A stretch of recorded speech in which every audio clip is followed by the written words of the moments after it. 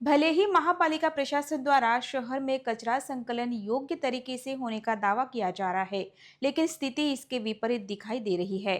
अब यही देखिए, पुराना शहर के राजेश्वर सेतु के पास नागरिक बड़े प्रमाण में कचरा लाकर डाल रहे हैं, जिसके चलते इस परिसर को डंपिंग ग्राउंड का स्वरूप प्राप्त हो रहा है।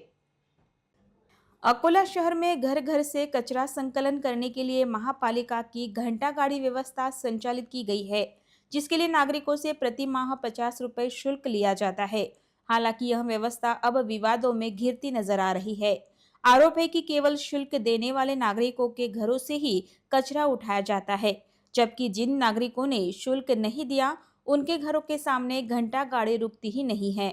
इस कारण ऐसे घरों का कचरा खुले स्थानों पर फेंका जा रहा है, जिससे पूरे क्षेत्र में गंदगी फैल रही है और आसपास के नागरिकों को भारी परेशानी का सामना करना पड़ रहा है। जगह जगह दुर्गंध, अस्वच्छता, मच्छरों का प्रकोप तथा बीमारियों का खतरा बढ़ता जा रहा है।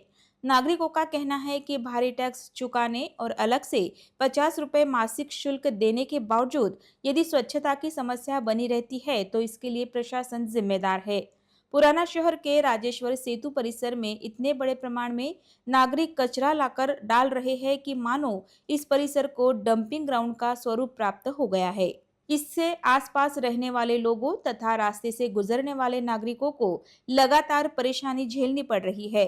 स्थानीय नागरिकों का आरोप है कि इस प्रकार की गतिविधियों पर प्रशासन द्वारा कोई ठोस कार्रवाई नहीं की जा रही है।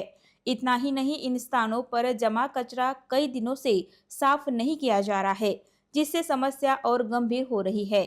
नागरिकों ने मांग की है कि महापालिका प्रशासन इस गंभीर समस्या पर तुरंत ध्यान दे तथा इस परिसर में अवैध रूप से कचरा फेंकने वालों पर कड़ी कार्रवाई करे तथा कचरा संकलन व्यवस्था को प्रभावी और समान रूप से करे, ताकि शहर में स्वच्छता बनाई जा सके। लाखों रुपया खर्च करके मोरना नदी को साफ़ किया गया, लेकिन अगर आप देखें यहाँ पे राम सेतु जो पुल है, यहाँ पे पूरा अघोषित डंपिंग ग्राउंड बन चुका है। लोग यहाँ पर कचरा ला कर डाल रहे हैं। अभी बारिश आने वाली है, अगर ये सही ढंग से अभी से साफ़ नहीं किया गया तो यही कचरा बाढ़ का खतरा भी बन सकता है, क्योंकि ये कचरा जब अगर नदी में अटक गया, यहाँ पे पुलों में अटक गया, क्योंकि इसकी भी पूरी साफ़ सफाई नहीं हुई। यहाँ पे ब्रिटिश कालीन पुल भी है जो आप देख सकते हैं, वहाँ पे भी पूरा डंपिंग ग्राउंड बना हुआ है, उसकी भी साफ़ सफाई अभी तक नहीं की गई है। इसके चारों ओर से सिर्फ आपको कचरा कचरा और गंदगी ही नज़र आएगी।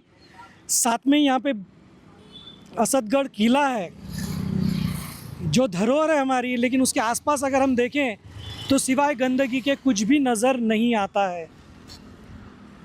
इसकी तरफ प्रशासन कब ध्यान देगा, इस ओर सभी की निगाहें लगी हुई है।